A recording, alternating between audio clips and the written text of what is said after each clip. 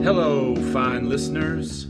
The Promoter 101 podcast is coming to you live from Berklee College's Popular Music Institute. Join Steiny and Luke as they wax poetic with Paradigm's Todd Walker and Bowery Presents Josh Bhatti. Plus, 3 Questions Live with Rock's On's Dan Millen.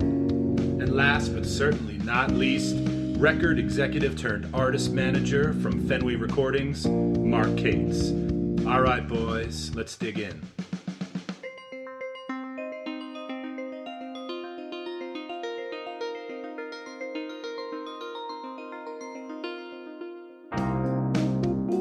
Ooh.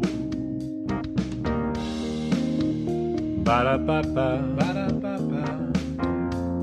All right. Promoter 101. Promoter 101. Promoter 101.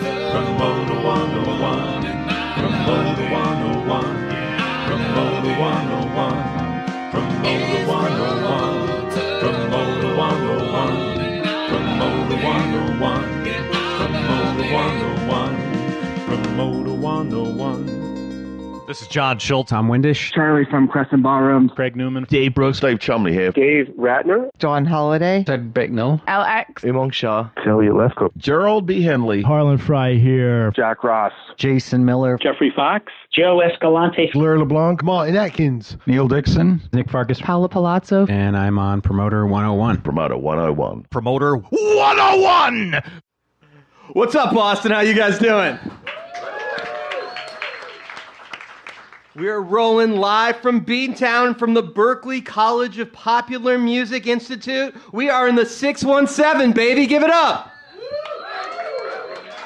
As Jeff said, I'm Dan Steinberg. I'm joined tonight by my brother from another, Mr. Luke Pierce. Hey, Boston, y'all look good tonight. Thank you for coming out here. We're at the Cafe 939 on the Berklee College of Music's campus. I just want to say thank you all for showing up tonight. Very, very excited to be speaking to some to young people tonight. I want to big thanks to both the Jeffs for putting this together. Can we get a round of applause for Jeff Aprisi and Jeff Dornfield for their work in this? Jeff Squared, as we like to call him, the power of Jeff. This is Bob Rue with Live Nation, and I'm on Promoter 101. So, again, thank you. Big thank you to Berklee College of Music and everyone here for this live taping. You guys are great. See, there's an incredible number of students here from Berklee tonight, and I'm scared to death that Dan and I are having impact on any young lives today. That's a pretty frightening thing. Remember, kids, just say no to drugs. Yeah. In just a bit, we're going to be joined by Paradigm's Todd Walker. He's an agent to stars like OK Go, JMSN, Guapole, many more from the Sinclair. It says hold for applause. It does say hold for applause. Todd Walker, y'all. Okay, you guys are getting it. That's better. From the Sinclair and from Bowery Presents, the man running around the ground in Cambridge, Josh Bhatti from Bowery Presents, going to be here tonight. That's good. Last but not least, Fenway recording artist manager, Boston resident, Mr. Mark Cates is in the house tonight too. We're excited to have him on. And we've got a special guest for our 3 Questions Live, the man in the haba, Mr. Dan Millen from Rock's On, the Summer Concert Series, and the Thunder Room. So, Dan Millen. Give it up for him, Dan Millen. Before we get started, I want to give a shout out to Chuck and the Above the Basement podcast. These guys are local, and they've got a great thing going. Check out that podcast if you don't know it, but give it up for Chuck. They're doing great things locally. You got to check out their podcast.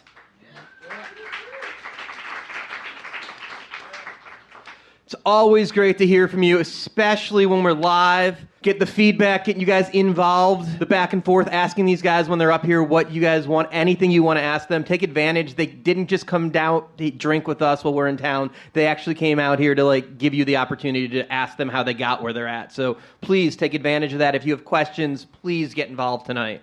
We're going to take a minute here just to plug ourselves for upcoming shows here. This is literally going straight to the board, so excuse us while we just talk about ourselves for a second. Some good self-promotion? Yeah, I'm into absolutely. that. So we're going to be making our next stop. It's our 1-year anniversary.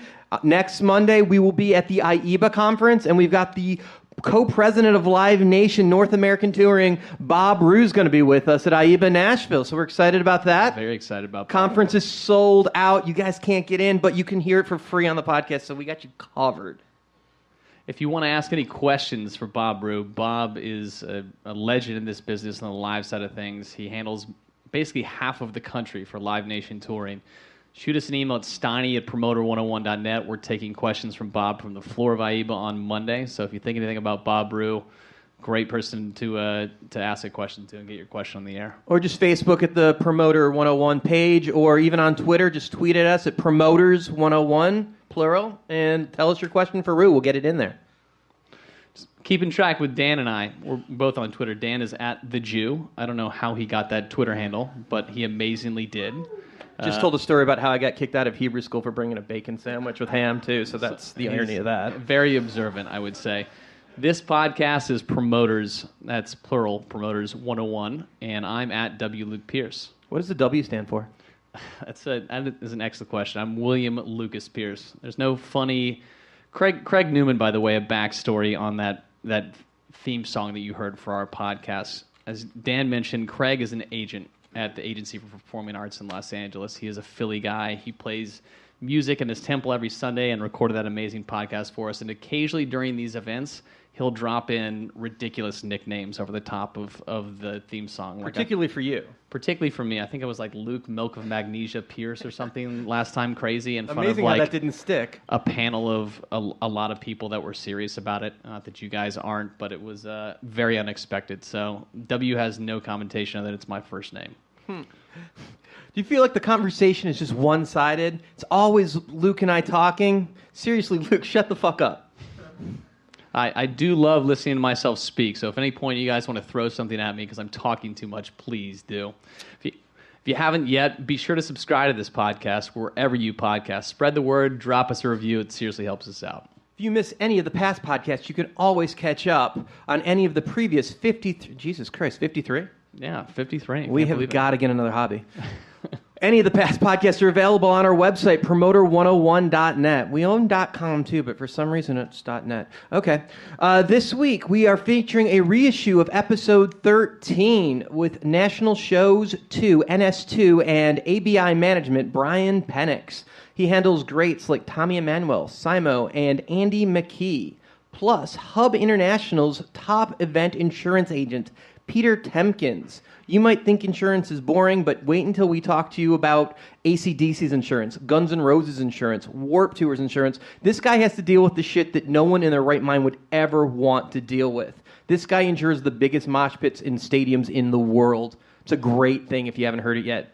Peter Timkins is an incredible human being. For any of you doing events out there, he's seriously one of the best in insuring you and making sure that yourself, your artist, your venue's protected. He's got a really amazing insight into the events world and thinks about it from a totally different way. So insurance sounds boring as shit to me, but Peter was an incredible interview. Really looking forward to revisit that one. And if you haven't heard it, it's new to you. This is Mark Dettori. I am known as the Mad Manager, and I'm on Promoter 101. For those of you here in our live audience tonight, this is generally the part of the podcast where each week Dan and I take a moment to kind of break down and update some of the world and music business news. We're not reporters. We don't claim to be. That's not what this podcast is. We're just here to offer highlights and color commentary on the reporting that's already done by some really talented music business journalists out there. I don't think anybody's going to accuse us of being reporters. Let's start out this one this week. It's everywhere, right? Former concert promoter turned movie producer Harvey Weinstein has literally been fired from the company that has his name on it.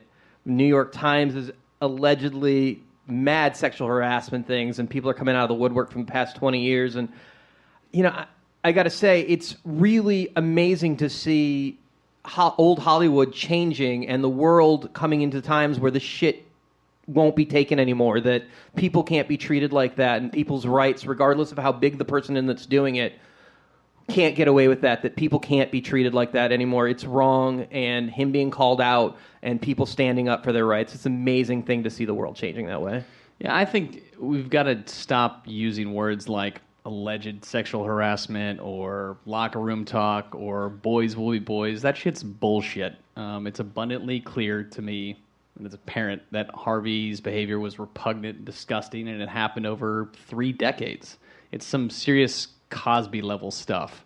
So it's heartbreaking. It's disgusting that all these things were happening and can go on for so long. In fact, on the way here today, I read an article on Amplify, Dave Brooks' magazine, about Paul Tollett. That's the CEO, the founder, the man behind Golden Voice, about how Harvey Weinstein had actually harassed him, not sexually like some of the women that are accusing him of it, but Harvey had asked for a pass for Coachella, and Paul had offered the same credential that he himself wears at the festival. This is the guy that runs Coachella, had offered him basically the God pass there, and Harvey went over the top of him, threatened to call probably Jay Marciano, the head of AEG that owns Coachella, and said, if you don't give me access to the artist credential things, I'm going to make your life extraordinarily difficult. So on Rose McGowan's Facebook page, Paul Tollett actually recapped a story where that exactly happened and how he was fearful of making an enemy of Harvey Weinstein. So this institute... And Tollett's kind of untouchable in the world of music. I mean, he is Coachella, and on this side of the country, they've started their own festival, too. Right. But this kind of like institutionalized bullying, really doesn't have a place in it. Harvey claims this is like this, he came up in an area of the 60s and the 70s. He was a concert producer in Buffalo, New York, and, Harvey and Corky Productions was the seed money for Miramax, which was Harvey's first film. So he's got music roots in it. But he claims that era of bygone Mad Men, cocktail hour at lunch kind of things flies, and it doesn't in today's business. It doesn't have any place at all in this thing. And if this guy, everyone is running away from him right now in this business, and rightfully so. There's no place for it. Well, let's not dwell on it. Let's move on, because it leaves a bad taste in everyone's mouth. The fact that he got fired from his own company speaks volumes. Right. I also read that, interestingly enough, that Harvey hired the PR firm that's handling Songkick right now, which Citrix, what's her name? Talk about running into a fire on both sides. I was going to say that publicist is seriously working very hard right now. Sally Hoffmeister from Citrix was engaged by Harvey Weinstein to cover his upcoming legal challenges, and she's also representing Songkick, which, I don't know, by a show of hands, has anyone used Songkick or has ever bought tickets from Songkick or used it as a discovery app? I've seen a few out there, but... If more people used them, they probably wouldn't be going out of business. That's a very excellent point. They officially shuttered their ticketing operation today. This was the merger of CrowdSurge and Songkick, the discovery app. The company's no longer in business, but they are awaiting a pending trial. They are suing Ticketmaster, alleging antitrust in the ticketing world of things for Fan Club. We'll see how that plays out. I honestly like Songkick's chances way better than Harvey's. So, well, I read that email from Matt Jones from Songkick this morning. On that long flight from Seattle over here, and it's really interesting because that company's been struggling, and they've taken on Behemoth by going into the legal world and taking on Ticketmaster. We've talked about it in the past. They're kind of all in on this, but I think the fact that they're going to have to shut down because they can't operate anymore, the whole bankruptcy, and now they're saying they're not operating anymore. I don't know that even if they win this Ticketmaster case, they're still going to be able to do business. I think it's for Songkick, it's a last ditch effort to return some value to investors. This is a company that's raised more than $90 million in funding and had a lot of promise, at the merger of CrowdSurge and Songkick, and then since then have basically wasted millions of dollars of people like Lynn Blavatnik from Axis Industries, who's owns Warner and a bunch of big players in the UK. He's wasted a lot of money and a lot of time for those people. So I can't imagine that Matt Jones, who's the CEO of Songkick, is on anybody's Christmas card list this year. He doesn't like us, so I imagine we're off his. He wrote us a mean email after last time we talked about him. He did, yeah. Matt was not happy about what we talked about, which was basically how he ran that company to the ground. Which is funny, because I wasn't that mean to him, but I got the mean email, too. That's true. It was mostly me. You were kind of the dick to him. Yeah.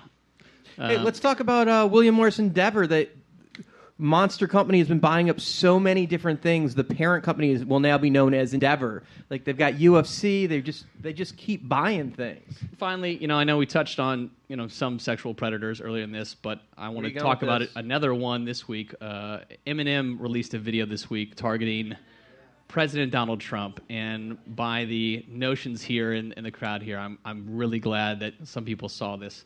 The cipher that he recorded was for Monday night's BET Awards, where he literally drew a line in the sand saying, my fans are either with me or they're with President Donald Trump, and he called Donald Trump Donald the bitch and a racist grandpa and a bunch of other amazing things that everyone needs to check out. So, Dan, did you see this at all? Not only did I see it, and I'm sure everyone saw it now. I mean, once Rolling Stone posts something on that level, I mean, that's pretty much going to get to the world of at least the youth. But I found it interesting that Trump decided not to reply to this one on Twitter. It's like, this is the guy, this is the one guy he's afraid of, not the guy that runs South Korea. He's afraid of a hip-hop mogul. I think it's impressive. Eminem's the line where you don't fuck with Eminem. I think that's, It's true, right? I mean, that's the one guy he didn't want to take on. Took on the fucking NFL, but Eminem, no, I want no part of that. Well, I think it says something to the power of his artistry. It certainly says something to, that community. Like, he knows not to touch that third rail there. He's going to get zapped. All right, well, let's get through the news and get into some other stuff. This week's Badass of the Week. I want to shine a spotlight on this week's Badass of the Week from Paradigm, Lee Anderson. He's a social butterfly and there is really no one else like Lee. His reach is amazing. He's reinvented the touring business. He keeps breaking new grounds. He's an amazing family man, making him this week's Promoter 101 Badass of the Week. Big congrats to you, Mr. Anderson. Well deserved. And for those of you in the room who don't know who Lee Anderson is, he's an agent at what was AM Only and now a colleague of our upcoming guest, Todd Walker, at Paradigm. He's got a responsible agent for Skrillex, for Zed, for Disclosure. We had him on the podcast on an earlier episode.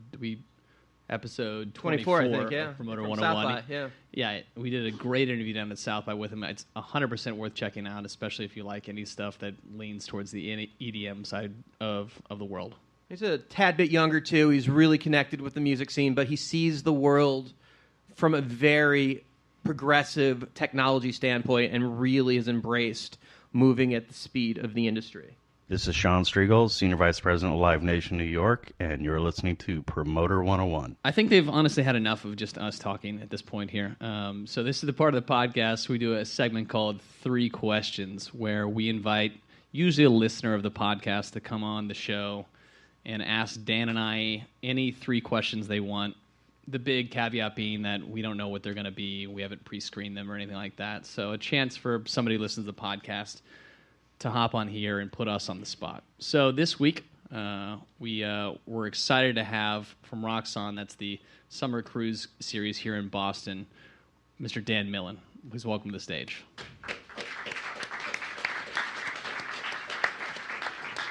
Oh, you're coming from the other side. That's pretty punk rock, man. Welcome, Dan. It's rock on, right? Yes, okay, correct. Let's get it right. Don't want to piss off Jake. Hey, quick tidbit. I listen to everything at 1.5 speed. That's the first time I've ever heard the Promoter 101 theme in real time. Is that like the auto? It's a little slower than I was expecting. It's funky. So we're like the chipmunks. We already talk pretty fast. Well, it's I just kind of get used to it. So the whole time we sound like we're on blow. Oh yeah, definitely. All right. So it makes it a little more exciting. Yeah. Got it. All right. Well, dude, let's cue it up. What are your questions? All right, I'll lob you the softball first. This one's specifically for Steiny. How in the hell do you maintain inbox zero? You posted about it once. What are you referring to? How do you keep in touch and stay on top of your emails? Dan, by the way, famously is OCD about his inbox, and every day somehow manages it to get down to 0, which I've never done in 8 years. So I really don't know how you do this. Well, it's not every day. I mean, travel days, it's kind of impossible. Conference days, but when I'm in the office, I feel like it's a service industry, and getting back to someone, getting those answers resolved. I mean, it's a live business. Everything's time sensitive. And when you're talking about artists and fans, it's my responsibility to resolve all of those problems with the shows that we've taken on. So I have to turn those answers around for my staff that's waiting to hear back from me, from the artist camp. Managers, agents seem to remember when they don't have answers from you yet, and that definitely works into whether you're getting the show next time. But it's a service industry, and we're big on that. We turn that around, make sure people are happy. I don't want people waiting to hear back from me. So I'm big on that. I'll respond quick, too. I'm really good about responding in 3 or 4 minutes if it's something simple. Yeah, definitely. You always get back to me really quickly, too. So thank you. All right. I'm not sure what Luke's marital status or relationship status is. I know you're married, Steiny, but prior to your marriage or being in a relationship, have you ever participated in any backstage debauchery? And a follow-up question to that, what is the most lecherous thing you've ever seen or dealt with backstage? That's for Luke. Either of you. Well, I, in terms of participating in debauchery, I try to set an example for my clients. I don't know. I haven't I did get in on trash in a tour bus one time. I didn't start it. An artist that I work with started it, and they wanted a full team participation in this effort, and I was happy to oblige. Sure, you were frowning all the way. It is pretty fun, actually. I get the appeal of it, so I just don't like the bill at the end of the night, right? Okay, taking a little inspiration from the Warren Littlefield scene in the movie Late Shift. Have you guys ever seen that movie? Great movie. Yeah, fantastic. Letterman and the Leno whole fiasco. Yeah, it's great. Yeah. You seen it? No. You would actually love it. It's great. It's Netflix. You can get it on Netflix. Wars? I'm sure you could get it on Netflix or Amazon or something like that. What was it from 1988? Yeah, it was an 89, HBO direct movie. HBO produced it and it ran right on HBO. But then just like the Don King movie, it went out to release in secondary. But it really is great, and you see how much of Leno was a team player, is how they put it out. And in this particular case, David Letterman seemed to be a little bit more difficult artist-esque, and NBC wanted to work with the artist-friendly guy. My guess is Doug Elin has seen it too. So, okay, so taking inspiration from that, there's a hilarious scene where Warren Littlefield takes a call when he's pooping. Do you guys ever take calls when you're pooping? Not pooping, no. I mean, do I walk into a bathroom to, take a piss? Yeah, occasionally on the phone call, but I'm like shocked when I go into offices and like I can hear people in the stall like making phone calls. Like the person on the other end of that line, better not hear a toilet flush or, God forbid, like somebody leaves the room and like doesn't wash their hands or something fucking gross like that. Like I've been on the other end of those phone calls and I just don't like to meet that person. Like, in real life, that'll be terrible. I hope I don't run into him at a conference or at least, be carrying hand sanitizer that I douse myself in afterwards. In actuality, I'm hands-free like when I'm typing in the office, and so if I actually want to get away from someone because I'm in a big office room with other people, so they can my staff can always ask me a question because I'm in the same room as them. But if I'm having a private conversation that's hands-free, and I'll walk into the bathroom, just usually get away from people, like so I can have that private conversation. But certainly respectful of what other people are hearing. There are, it's known, I definitely know a few people that I'm like, you're definitely frequently in the bathroom talking to people. I'm not going to name names. Sometimes you can hear the heads, echo. like heads of agencies. So, some of them will tell you, too. It's just like, I'm going to treat you like I just treated this. Yeah. All right. Hey, man, thank you so much. Give it up for him, Dan Millen. Thank you so much. Thanks, man. Hey everyone, this is Cindy Leinott, Kira Finkenberg, Patty Ann Tarleton, Whitney Bond, Amy Miller, John Holiday, Marcy Allen, Paula Palazzo, Becca Leifer, and you're listening to Promoter 101. Promoter 101. Promoter 101. And I'm on Promoter 101. The next segment of the podcast is generally about the musings that runs through Dan's head on Twitter. About, 14, 15 months ago, Dan started tweeting a ton about business dealings, experiences that he was having using the hashtag Promoter101. And at the time, I was working with some artists that we were thinking about doing podcasts with, but I had no practical experience in it. I didn't really know what to recommend to my artists about it. And, Dan and I were talking about touring and producing podcasts at one point. And so we just kind of put this podcast together as something that was a hobby for us. But what it's done in just a short year has given us a lot of access and opportunity to speak to students like yourselves. But from us, from a networking perspective, you'd be surprised the number of people that want to come on and talk about their experience. So it's given Dan and I a chance professionally to connect with people just by asking them to be on the podcast that we probably wouldn't have had access to otherwise. So when you're thinking about yourselves and your career path and your job search and everything you want to do, opportunities like this or something like this is something that people in the business will generally latch onto and be attracted to. So think of this as a networking thing. Think of unique things that you can be doing yourself to further your career, and as well as really getting some great stories out of this. I mean, it's been incredible to hear stories from the Bill Graham years to, all the way through modern history here. It's really incredible to be and have that context of history in the music business. There's also something we get a lot of questions like, how did you get that guy, like a Shep Gordon or a Mark Geiger or a Tom Ross? And, these guys that seem like they'd be unapproachable. And the simple answer is we asked them.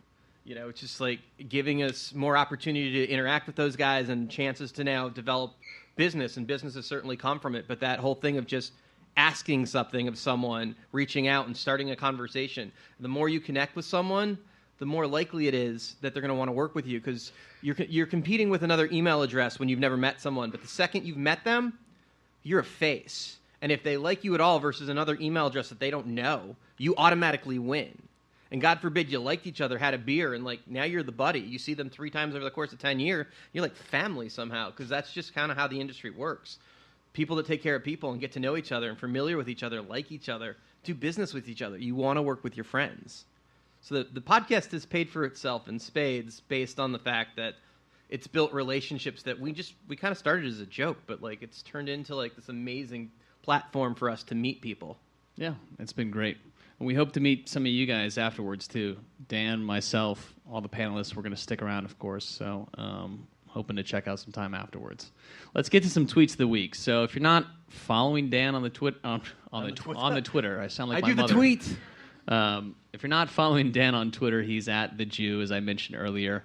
Check him out. You'll see hashtag Promoter101 tweets left and right, generally to do with his experiences in a day-to-day basis in the music business. So I'm just going to pick your brain on some of the shit that you threw out this week. Start with this one. Where are all these new ticketing companies keep coming from? Yeah, they're like termites. They come out of nowhere, and it seems like all you need now is a really good database and a server and a processor and a checkbook, and you can start to try and sign clients. So you're talking your Emporium or Dan Steinberg has been a Ticketmaster client, and you service and sell all your tickets for all the events that you promote through Ticketmaster. Are you talking people knocking on your doors trying to... Yeah, constantly. I mean, those deals are 3 to 5 year deals normally, and I've been with Ticketmaster for 27 years, and one configuration or another, they have been my ticket seller since I was in middle school, doing my first shows. Ticketmaster sold my first show. So we have a relationship with Tickets West and Ticketfly and Eventbrite, but you want to think of when all these new companies pop up and they're offering you these big advances. Maybe I'm getting this right now, but can I sleep at night knowing that these guys are throwing money around willy-nilly? I know Ticketmaster is going to be there tomorrow. I mean, I know they own my competitor, Live Nation, but at the same time, I can sleep at night because Ticketmaster's been there. No brand changes, no different thing. They haven't been sold. Well, they have, but, Ticketmaster's still Ticketmaster. They were 25 years ago. They are today. I have a feeling they will be 25 years from now, even though we'll probably be getting just some weird barcode through the internet like we already are. And cryptocurrency, I'm sure. Yeah. But it'll be a different form, but it'll still be Ticketmaster at the core. Yeah. How about this one? New definition. Agent would. When an agent is super excited about a new act. Sometimes you can just feel an agent vibrating on the other side of the phone. This band, I saw them last night. They're amazing. I just signed them. You're going to love them. They're amazing. I've gotten this from Todd Walker 20 times. He gets Agent Wood all the time. It's just that moment where it's just oh my God, they're so excited. I got to see this. I wasn't going to ask you about which agent or which artist it was. It actually wasn't Todd, but Todd is a great definition of Agent Wood. Todd gives great Agent Wood. Oh, God. Yeah, I went there. You did. When an artist cancels their tour the week after your date's just played out. Yeah, I mean, it's a luck thing. Sometimes you have the date, it goes the other way, where it's just the tour's halfway through, the singer gets sick, and you lose a date that's selling really well just because they're just worn out and they have to stop. It legitimately doctor tells him to stop the tour. This time I happened to have a date play out like 5 days before the Scorpions canceled their whole tour. So thankful and lucky that our date was held in. And doesn't that apply on the converse side of things too, when they might be bombing a tour and they play out a few dates and decide to cancel the rest of them, or shift some dates, a la Katy Perry's current tour that's out there right now? Oh, is that not selling? Yeah, it's stiffing pretty bad. Really? Because I thought that whole artistic thing that she did was such a great idea. Yeah. Yeah. What the fuck was she thinking? How about this one? We touched on this earlier. Public service message. This is a service business. Simple. If you buy an act or you're working with them in any way, shape, or form, you got to remember, we work for the fans. And the fans and the bands together, like, it's our job to make sure that image, whether you're a manager, agent, record guy, concert promoter, stagehand, it just doesn't matter. It's our job to make sure the fan has the best experience, and we help produce the artist vision the best way we can so the fan is enjoying themselves and nobody ever thinks twice or sees any seams, that it's just a seamless night. That's our job. Anything that takes to pull that off, that's our job. Yeah. So that's going to do it for Promoter 101 Tweets of the Week. Make sure you follow Dan on Twitter. He's at the Jew. And if you have your own Promoter 101 thoughts, feel free to tweet them at us or email them over. Anything that makes us smile, we'll put on this podcast. This is Eddie Clemens from United Talent Agency. I'm here on Promoter 101. Celebrating some birthdays this week of October 16th to the 22nd, when this will air. Monday, October 16th, Columbia Records, Leslie Cooper, production manager Richard Plugger, manager Jeff Rogers, Red Lights Jason Colton. And on Tuesday, we're wishing happy birthday to CA's Justin Cahill, attorney Steve Adelman, and promoter Brian McKenna. Wednesday, writer Ray Waddell, Supermensch, and manager to Alice Cooper, Shep Gordon. Ron Bergman and UTA Zach Hyde. On Thursday, wishing happy birthday to UTA's Dave Shapiro. On Friday, the Toronto Horseshoes, Jeff Cohen. On Saturday, Nederland's Queen of Marketing, Miss Jamie Loeb. Performance coach to the Stars, Tom Jackson. And from McGee Entertainment, Chuck Vergara. Sunday, bus driver to the Stars, Les Ingram. Promoter Larry Franks, agent Ellen Stewart. Happy birthday to everybody from the Promoter 101 gang. Hi, it's Ed Mike Cohn. I'm on Promoter 101. Boston, how you feeling out there? All right. You guys ready to jump into our main course? Let's do it here. So you've heard enough of us talking. That'll be the first half of this podcast. I'm sure they'll edit out some of the stuff that Dan and I put in there. To a certain degree, you guys get the live, full, raw experience. We'd ordinarily record this news half and then drop in some interviews. But tonight, we're very excited to be joined by three amazing guests, all which have a deep connection to the Boston music community here. Residents, people that work in the business here in town. So why don't we bring them all out here? Let's start it off. Please welcome to the stage Paradigm's Todd Walker. Bowery's Josh Bhatti. And agent manager Fenway's Recording, Mark Cates. Please come to the stage, guys. So, guys, why don't we start it off here? We've got a manager, we've got an agent, we've got a promoter up here. Let's spend just a second, introduce yourselves, say your name, tell me about what you're doing and what a quick day-to-day life looks like. Start with you, Mark. Mark Cates, my company is Fenway Recordings. Bit of a confusing name. It was originally a label that was more or less a disaster. Fortunately, I made the segue into management. My roster is MGMT, The Cribs, Mission of Burma, and an artist from Denmark called Lightwave Empire. I don't know. A day I couldn't, on Monday it was Columbus Day and I was at Fenway Park, which was nice. Well, it was nice till the end, but today we're just about to begin an MGMT cycle, and the first social media post went up today, and some other things went on, and I'm just glad I was able to get here to see you guys because it got a little hectic. So when you say cycle, you mean you're about to drop a new album? Yeah, I mean the album's a few months away, but in this day and age, as a very wise agent that we work with, I'll give him credit for this. Mike Greek at CAA said to us, "The album should be the end." I thought it was one of the better quotes about how things work these days. And so music will be coming between now and then, and other things will be going on. And I can't be too specific, but keep your eyes peeled, shall we say. And I just think when you do, I don't think it's any different for either of you guys. I just don't think we have any kind of a regular schedule. I guess when you manage artists, things can go quiet for a while, and you can have time to collect your thoughts and think about your life. And I think for these two guys, for pretty much everybody else up here, there's so much transactional business all the time that probably doesn't happen. So it goes from 0 to 100 with no warning, which happened today. Well, I was on a conference call about something else, and what are you going to do? Like, there's no safety net, there's no line of defense. I do have a partner on MGMT, which is helpful because there's just a lot of work. But to describe a typical day, it's just kind of impossible. I love the conversation because I know there's stuff you can't talk about, so it's like Mad Libs for Manager session up here with you right now. Just as a manager, not your typical day, but what do you oversee as the manager? Just can we give some broad description for the crowd as it's students? It's everything. It's it's every aspect of an artist's career. I think that these days more than ever, we do things. So to go back to before my disastrous self-run record label, I had experience working at a few others. The one I was at longest was Geffen. And that was from 87 to 97, and a really amazing time. And I got to do incredible things with incredible artists with an basically unlimited amount of support and talented people and real budgets. And I might as well be talking about black and white TV or the dinosaurs or just something that doesn't exist anymore, because it doesn't. So increasingly, I feel like as a manager, you have to do things that would theoretically be the responsibility of the record company. You just can't count on it. And I'm saying this generically, and I'm not even really saying it critically.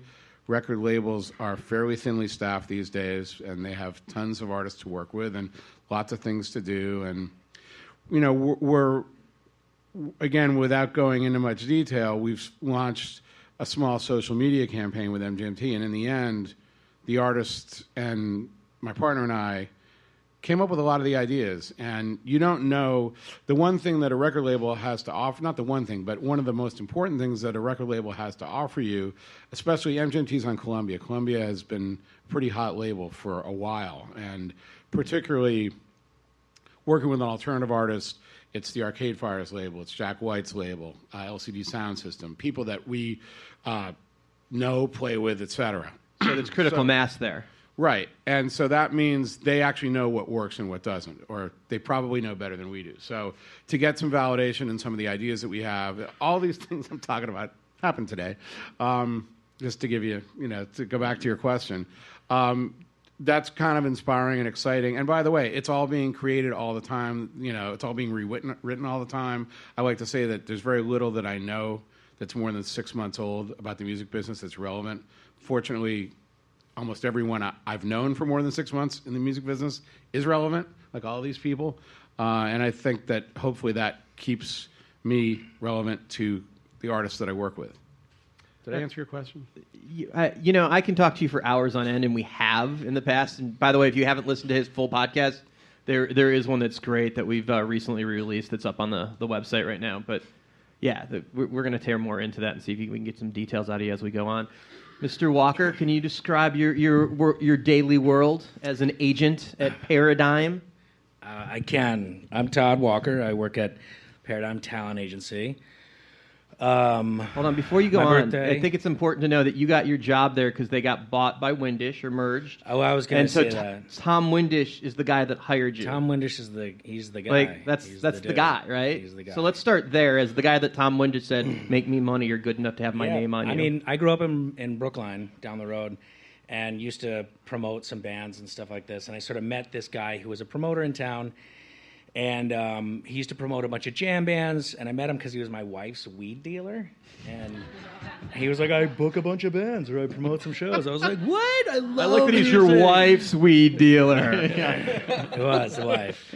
But anyway, so then he was like, come check out what I do. I was like, great. And he was like, I do these jam bands. I was like, I like reggae and hip-hop. So we started doing sort of like reggae and hip-hop shows. And then I started an agency at this company called Gamelan back in the day, And I booked some Gamelan fans in the house. The crowd. I booked like bands like Soul Live and Lettuce and The New Deal and a bunch of sort of Lettuce has been around that long? They've been around. I was their first guy, their top guy. But then they all got big, and they left me because I worked for this tiny little rinky-dink company. Got a job. Bands don't do that, randomly, do they? A lot of them. Yeah. Well, some of them. When you work for little companies. Then I got this job at this incredible company randomly up in Gloucester, Massachusetts, called IMN, which does more kind of world music and jazz. Caetano Veloso, Gilberto Gil, Herbie Hancock, Wayne Shorter, Marisa Monch, Buena Vista Social Club. And so it was like a time to really like learn about kind of like cultural, what they mean kind of culturally. You know what I mean? What these You were artists there from when around the Buena world. Vista really exploded, right? That was that moment you were there for in the middle of. Yeah, totally. And it was incredible. And we learned a lot about how to book these artists, not just on the commercial level, you know, in the Sinclairs of the world, but like the, you know, symphony halls and Carnegie Hall and Hollywood Bowl and all that kind of stuff. But as things shifted and changed and just like Mark kind of noted, you know, the touring landscape has definitely changed where it's really important to have, you know, a touring career and a really strategic, diverse touring career. And artists have this ability to play a lot of different environments nowadays. It's not just sort of like you're singer-songwriter X, and this is kind of the structure, and boom, and then your indie rock band X, and boom. You know, the artists are becoming more and more diversified in how they tour and where they tour. And so it became apparent that I had to work for a bigger company. I booked this band that we booked. I broke this band called Rodrigo and Gabriela that we did together, and then they got really big and left this great company, but they were like, we kind of want to do more commercial stuff. So I was like, I got to move to a bigger agency. And, so when Rod and Gabby fucked you, it was time to go. Well, they, you know, it's all peace and love. It's all peace and love. Not but what you were saying that day. I remember that day. And I cried in the bathroom without the phone, obviously. That's my time. But then I started calling around. Tom Windisch has been a friend of mine for a long time, and he obviously has built up one of the most respected agencies in the world, kind of like from the love of music. He's like has an incredible ear and has surrounded himself with some of the most incredible ears out there, and he like fosters people taking risks. And so I said, hey, I'm going to go maybe over to this agency or this agency. Can I get your advice? He was like, fuck those agencies. You come over and work at Windisch, because I wanted to be with a place where I could, you know, straddle both kind of worlds, you know, like the Berkleys of the world and the Sinclairs and the Royals of the world. And so I came to work over at Windisch, at when you say Tom's company. Straddle both sides, you're talking about arts and rock, right? Yeah. Bands that could play on both sides on either way. Yeah, because historically there has been like a very distinct line between like. Yeah. But now we're seeing that crossover a little bit. Absolutely, yeah. As old people now want to sit down to see their rock and roll. Well, actually, conversely, the younger people are getting older. And they're younger still. It's us, dude. We just they got are, but you know what I'm saying. We had a whole lot more hair when we started this shit. I had really, really nice hair. That's one thing I did about.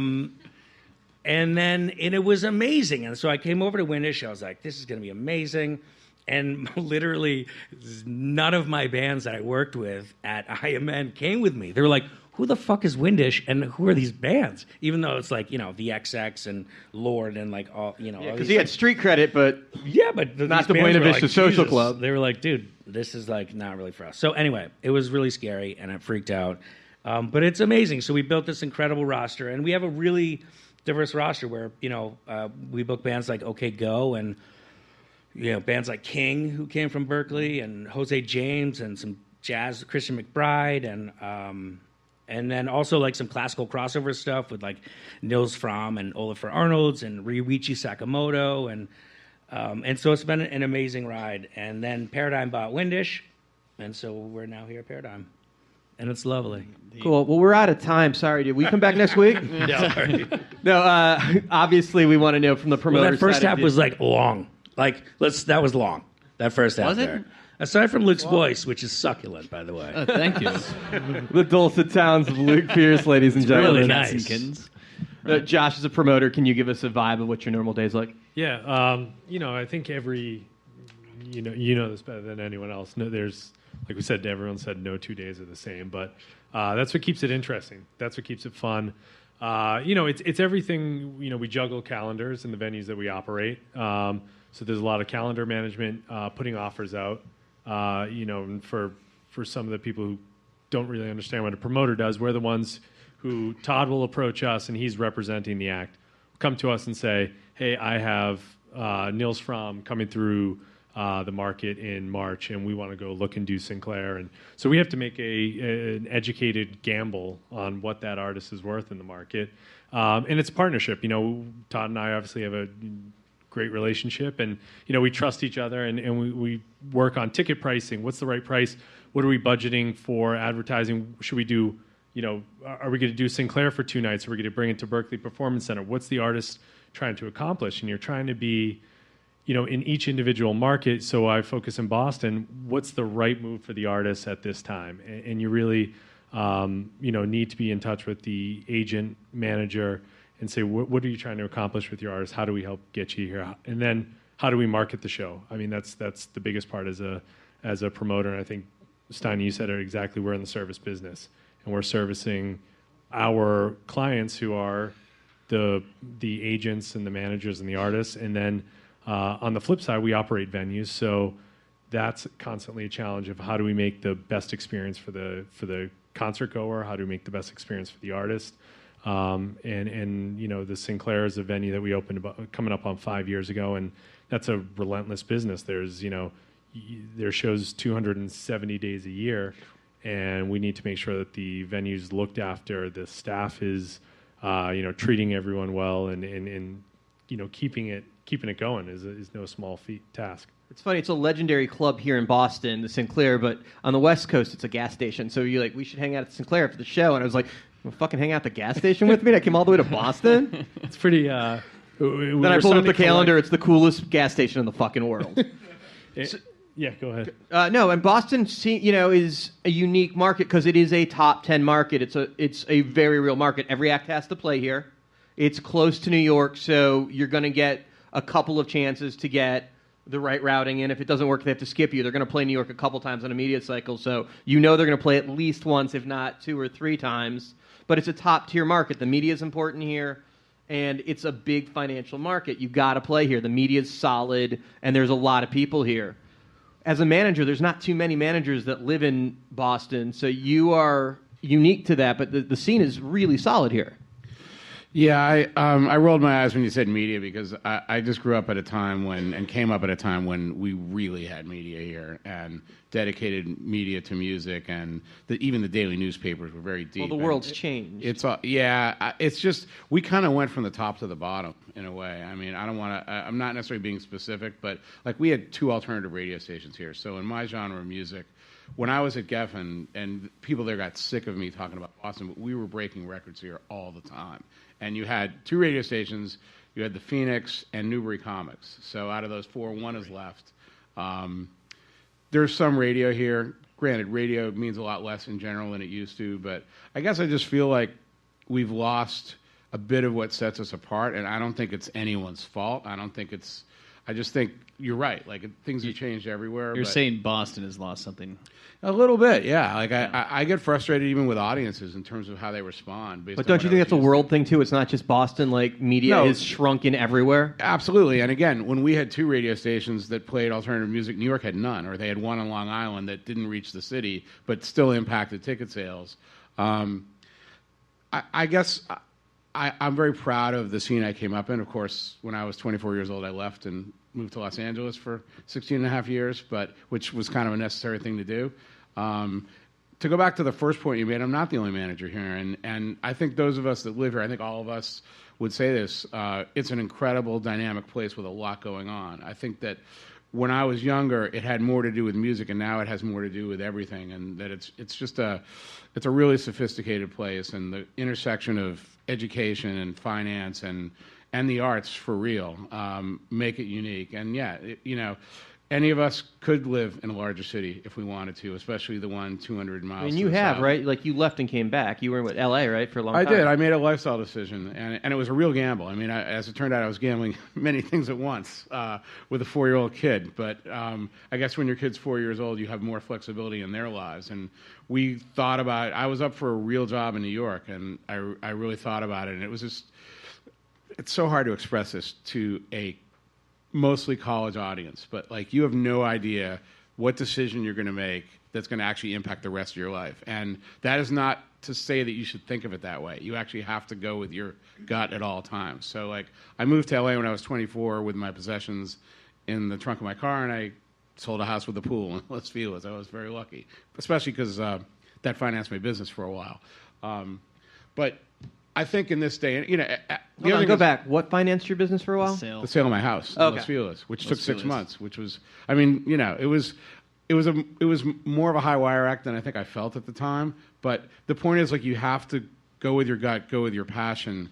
Last time we talked about, like, we can't do anything else. This is what we're doing. This is why we're here. This is why we're talking to you guys, because this is all we know and all we really want to know. So you guys are personality guys, sorry.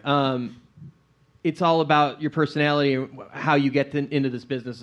So can I have you guys talk, since we are talking to students, about how you got from college into your career where you actually started to make a little money and how you made that jump? Because I imagine some of you guys are stressing that job search. Yeah? Yeah, I'm seeing a lot of heads shaking like, fuck, that's going to suck. Todd? Well, once I graduated from high school, on a thin little thread ski, I moved out to Colorado because I was like, I want to go and like ski powder and smoke pot. And after your wife's weed dealer, right? And after a semester, I lived in Durango, Colorado, and I got kicked out of college. You and and Jeff I White. came back from from like Christmas vacation, and they were like, "Bro, you're suspended." And I was like, "What?" They were like, "For a year." I was like, "What am I gonna do?" And the RA was like, "I don't know, bro. Like, I have no idea what you're gonna do." So I ended up like, I imagine you'll delivering still keep smoking pizzas pot. and doing like every job in the world, like landscaping and I mean I did everything. And then I was like, I'm gonna go on tour with the Grateful Dead.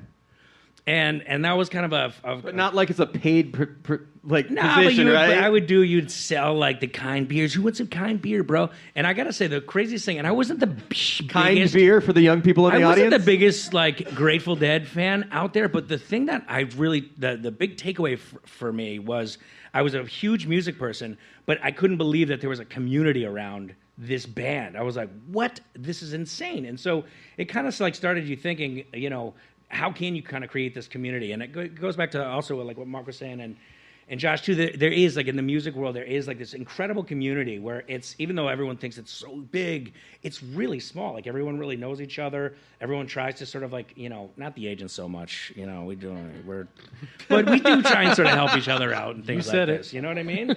But at the end of the day, it is sort of like a small world, And I came back here and then, I don't know, just hustled. Like it literally was just a hustle, and I got really into just these different bands. You know what I mean? Yeah, I think Mark and I both went to the same music business incubator that is George Washington University, both with degrees in Represent George politics. Washington in the house. So, Buddies, actually, in my case. I think for us, for me at least, it was get out of college and go do it. And I think that's the best advice. It's like, if you want to do something, you pursue it. You have to go after. No one's going to hand it to you. You just go out there and do it. When I was still in college, I came up and was meeting with the manager that Mark shared offices with, a guy, Dalton Sim at Network. And I think I was sitting there on Dalton's couch waiting to meet with him, and Mark's there in his GW hat. And I'm like, no way. And so we just, you meet these people along the way through your career. And at that point, it wasn't a career. It was something I wanted to make a career. And like Todd was saying, it's a small industry. You see these people over and over again.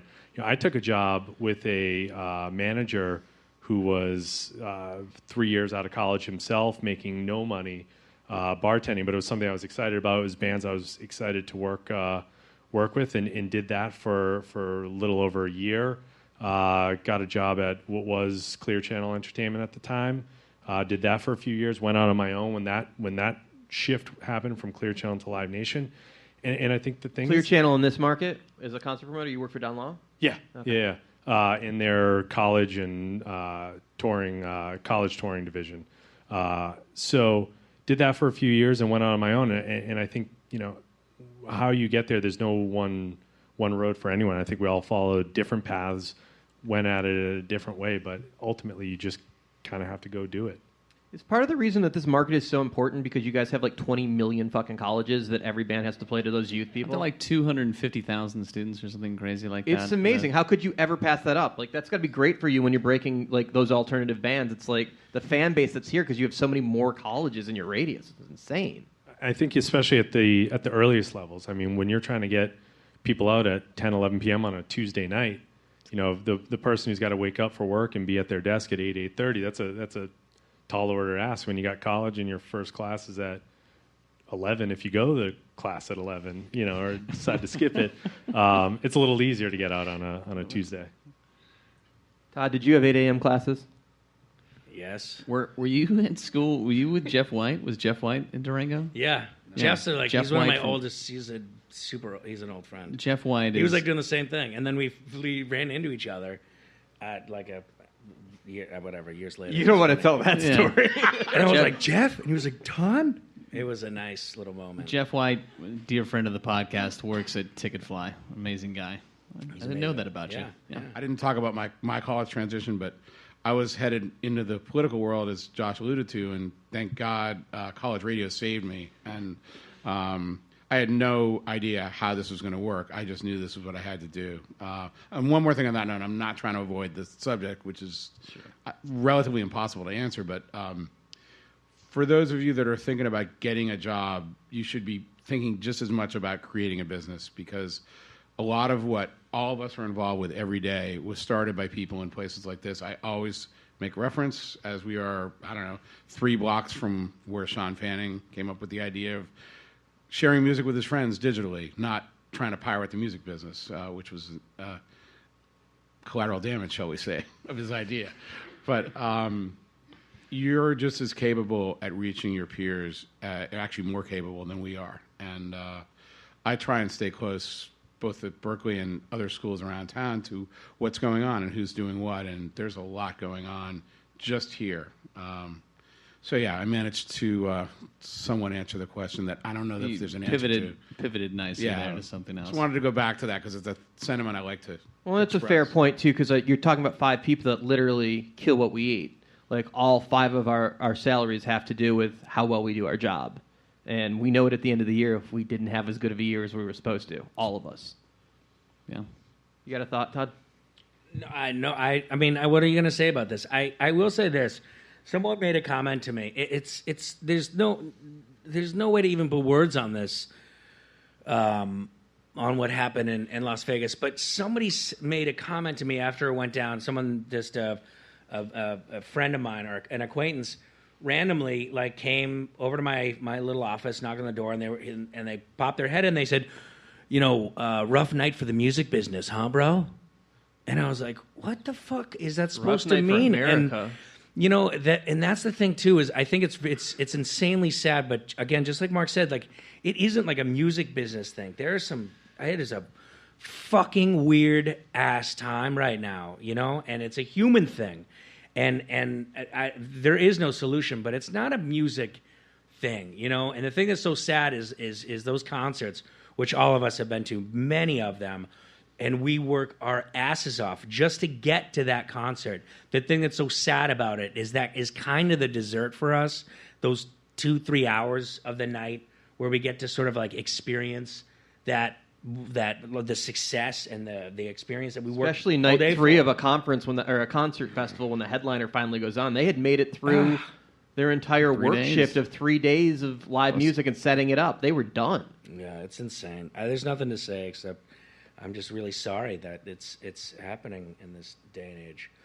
But again, it is another reminder and another thing to reinforce that it is very important to continue being positive. Again, this life is quick and it's a tiny speck, and I think it becomes, the older you get, when you get really old like me, it becomes more and more important to really sort of like nurture just how awesome this moment is, and like all the freak outs about what the fuck am I going to do after the college or whatever, for me, high school. Don't sweat it. Just be passionate about it, and just be really positive, and gift this freaking world with something better than you started with. Josh, have you found... That deserves applause. Have you found, as I have, that since Eagles of Death Metal in Paris and Ariana Grande and now this, that the industry in whole has done everything they can to make the show safer without anybody on the venue, promoter, manager, agent side of saying that's an expense we can't incur. Everyone's saying the artist first, the fan first, protect everyone. And regardless, security keeps going up, and nobody has flinched once at cost of what that is. Yeah, no, absolutely. I think, the night of the Bataclan, I was, at a show at Royale, which is the exact same size as that. And to be sitting at your desk at, 4 or 5 o'clock in the afternoon, reading the news, and then being like, holy shit, I'm going out to a venue just like that. Like, there was that weirdness of standing there, but then there's also that amazing feeling of having, coworkers who are my closest friends around and everyone else in there still having a good night. And that's amazing. And getting to, the question on security, I think no one bats an eye. I mean, and you're seeing things that, you haven't seen. I mean, coming up, how many of us ever walked through a metal detector going to a show? Which is now a thing that you have to see at all stadium shows now. If you go to YouTube, it's smaller. Like, you're seeing it in clubs now, and that's a reality. I think there's everyone in the room.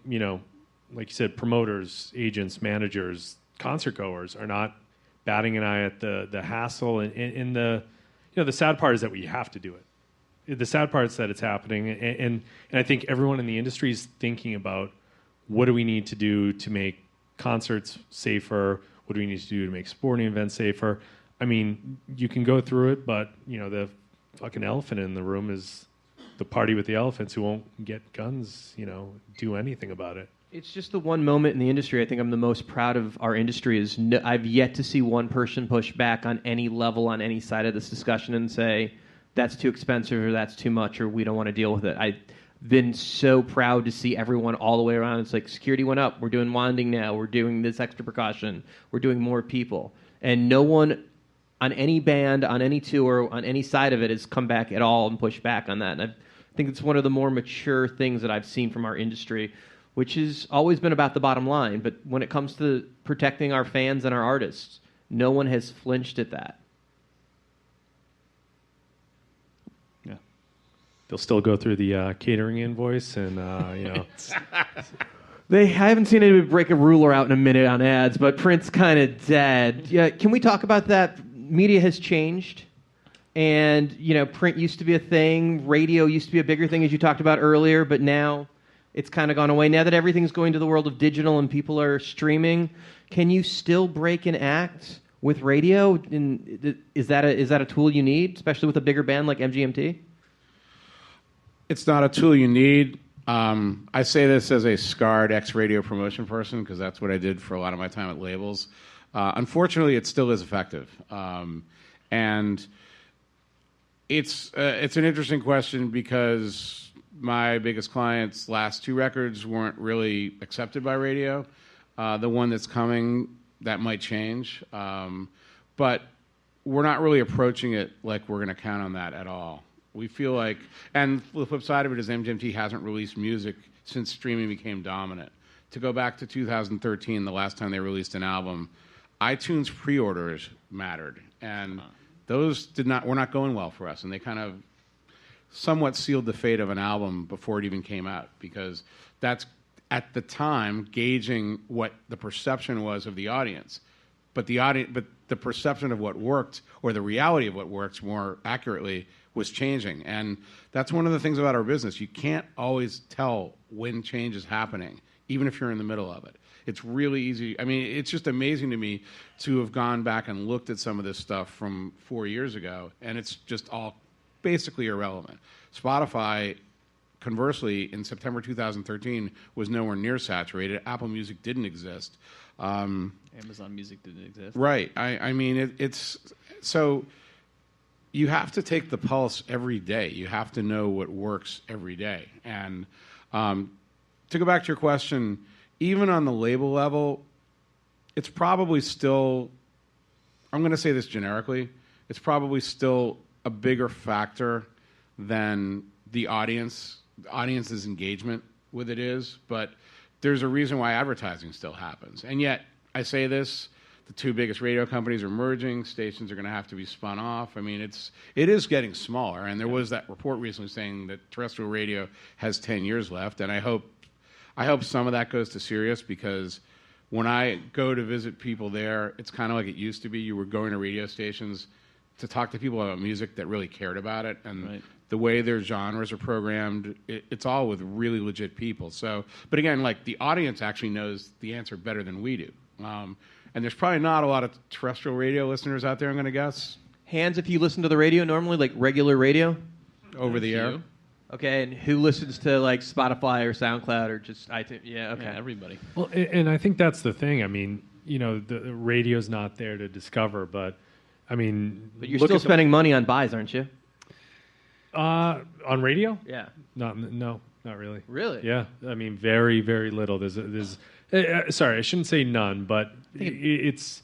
Does it depend on the artist too? I mean, that's not a. It depends on the art. You know, we we announced Alice Cooper this week, and there's absolutely a radio buy to back that up. But you know, for anything, you know, skewing younger, there's no radio buy. There's nowhere to buy time. Right, and really. we should definitely clarify we're talking about the hipper stuff, because obviously country acts and pop acts and clearly classic rock acts. If you're doing Fleetwood Mac, you need radio. Well, yeah, WKLB. Our parents all still listen to radio. The country station here is massively influential. So yeah, we are, I guess, kind of focused in a little bit. The hipper, like, younger, youthful stuff, yeah. But you're discovering that on Spotify. I mean, Rap Caviar, for a hip-hop artist, if you get put on that playlist, you'll get discovered. And that's where, you know, I have a bunch of playlists, you know, various playlists that update weekly that I have saved on my Spotify. And which ones are you saving? I mean, first of all, their algorithm that they have with your release radar every week, you know. Discover Weekly. Discover Weekly, it's pretty amazing to see what you can pull up there. You know, and I think you're just going to see more and more of that. And I think, you know, as MGMT gets into their release cycle, Mark's going to want to have songs placed on certain playlists and have it out there, because that's how the new fans are going to discover it. Yeah, it's playlisting, and playlisting consumption's got to be a thing that you're talking to all the folks over at Sales in Columbia about. Those conversations have shifted away from sales and downloads to consumption, to streaming. So that covetous New Music Friday, and not just New Music Friday, but where you're at in the New Music Friday playlist, if you're at the top or the bottom or the middle, you might get lost in the middle. Those are conversations you're going to have very shortly here, which is markedly different, as what you mentioned from the 2013 release. Oh, yeah. We actually started a while ago. Yeah. And we talk directly to the services, and they want to talk to us. I mean, it's a really interesting time, because ultimately, like any outlets for whom music is valuable, they want a relationship with the artist. And ultimately, that's going to go through us. Yes, the label's involved, and the label's relationship with these services is really important, because they have multiple artists at any given time that all matter to the services. But like, it's a trade secret that a lot of those algorithms are created about 3 miles from here in Somerville. And it's a trade secret that I guess I'm going to share with a lot of people. Maybe not. That worked out well for you. Well, yeah, it depends how big our listener base is. That, but anyway, if you're not creating those relationships directly from the position that I'm in, you're going to probably lose to someone else. And again, a lot of people that have done other things in the past are now working for those companies. Right. So I'll tell you something. Being nice to people, really important. Like, it's really underrated. I know it's obvious, but not everyone has that. Harvey Weinstein, not everyone has that attitude. It is amazing how much you can fuck yourself up by being rude to an assistant. You can literally lose the business before you ever get the person on the phone you're trying to get on. Personality means the world. We're going to open up to the room, so if you guys want to line up at the mics, and while we're waiting for people, it's a quick speed round for you. Just either or, but you can't say both. Let's start with Mark. Who do you prefer working with as a promoter, AEG or Live Nation? Oh, gross. How can you ask that question? You don't have to I don't have a gun to your head, but... Okay, well, let's put it this way. As a company, across all clients, we do more business with AEG, certainly. All right. Globally speaking, I would say. Josh, do you prefer CAA or Paradigm? Sitting next to Todd Walker. Holy shit, yeah, that's not a fair question. That's easy, dude. Come on. I mean, I Even could to like pander to Vader that. or like the Jedi. So I mean, what do you? I'm just kidding. I think it comes down to the individual at each agency. I mean, it's bullshit. How do you Answer like the that? question. Yeah. Man, that's an unfair question. All right. I love people at both. I appreciate the answer. I think there's definite truth in that for sure too. There's Yeah. good agents at every agency, and there's It- assholes in every agency. And let's not forget that. I mean, at the end of the day, it's the artist. You know, it's all about. We're all in it. You know, for the artist, and if we're passionate about working with someone, Is it about the artist though? Because I think more often than not, we're working with the people we want to work with, and the artist sometimes is a factor of who they're represented by. Because Todd has got me to book bands I can't even pronounce. Yeah. I didn't know it was Mambazo. I know, you called it Ladysmith Black Masabo for like I was 10 the fucking years. tour promoter, couldn't fucking pronounce the name of the band. And so that, and that's where it comes down to the the individual there. Can you trust them? You know, is it an agent that you have a relationship with that when Todd calls and says, "Hey, I need to do this," you trust him to not, fuck you or put the band in the wrong room. Usually. Yeah, we won't talk about backline. So, Todd, your question. Better mentor as an agent, Tom Windish or Marty Diamond? Oh, dude, that's like, do I like mom or dad better? Which one's mom? No, I didn't mean them. That was bad. That didn't make sense. Marty and I are we're nurturing our relationship.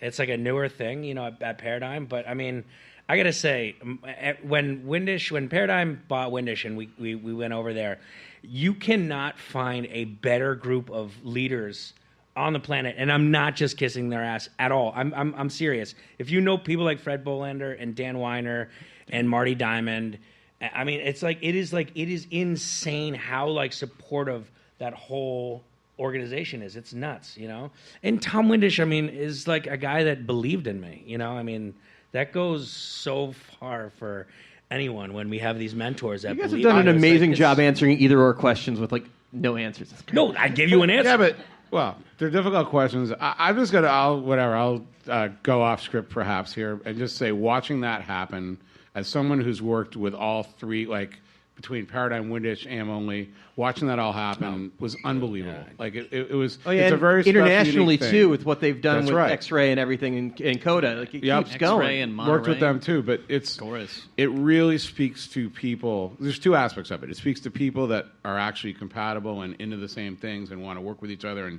get They along have massive with each other. checkbooks to invest. Right.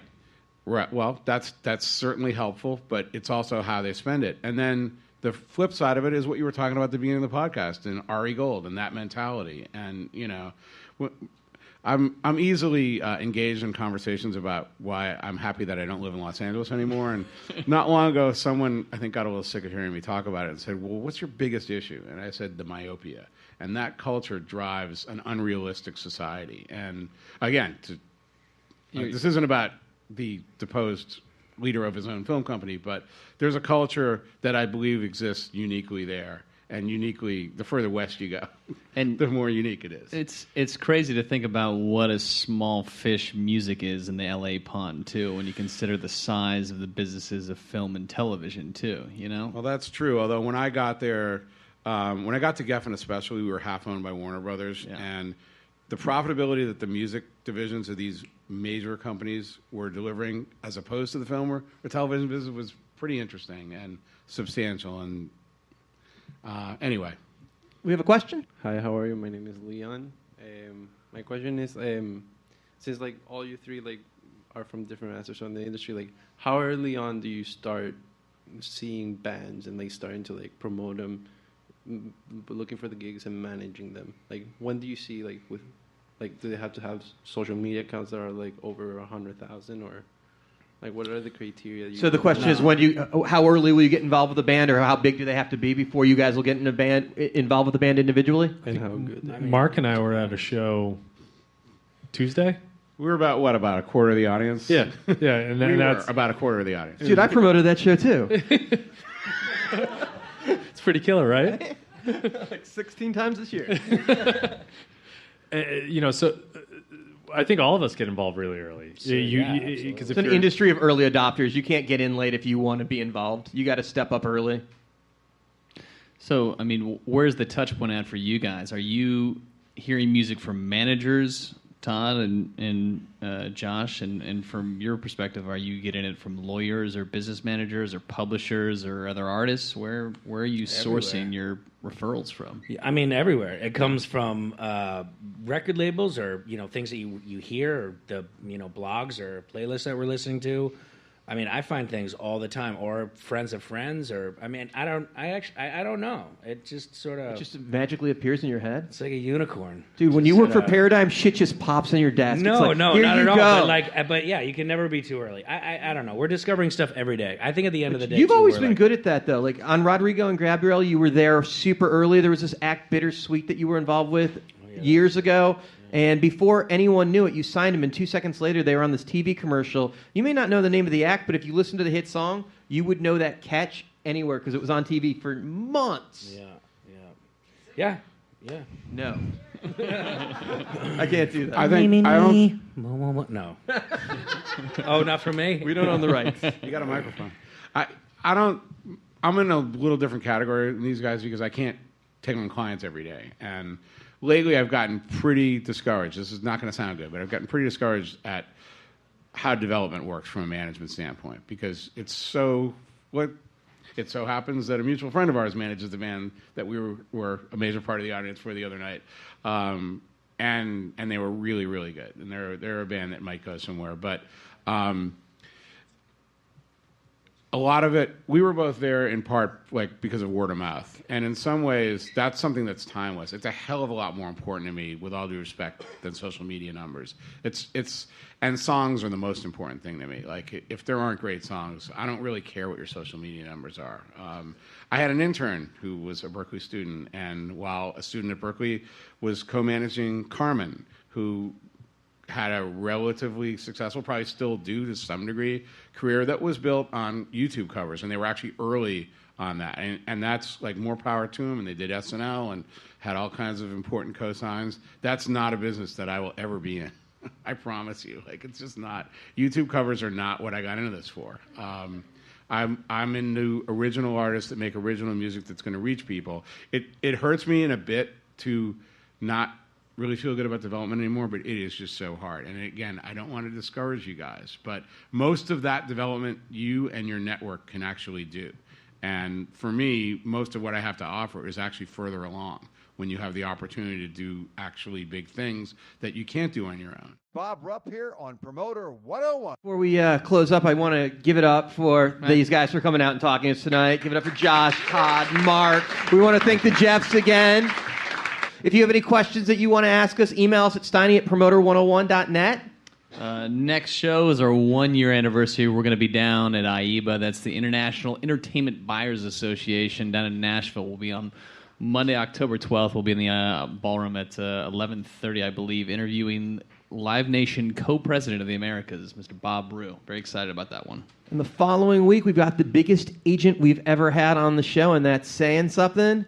We're really excited. It's our gift to our listeners for our turning 1-year-old. We're very excited. I'm pumped. You haven't even told me who it is yet. I'm not going to tell you. It's fucking awesome. Fantastic.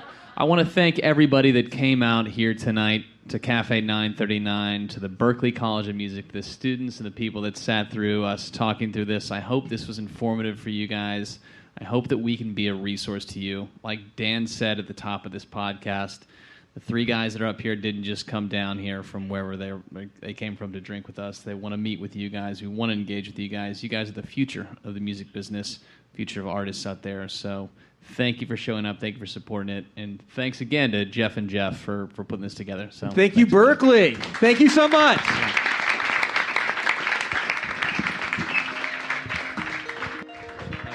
Hey, it's Josh Bhatti from the Bowery Presents, and I'm here on Promoter 101.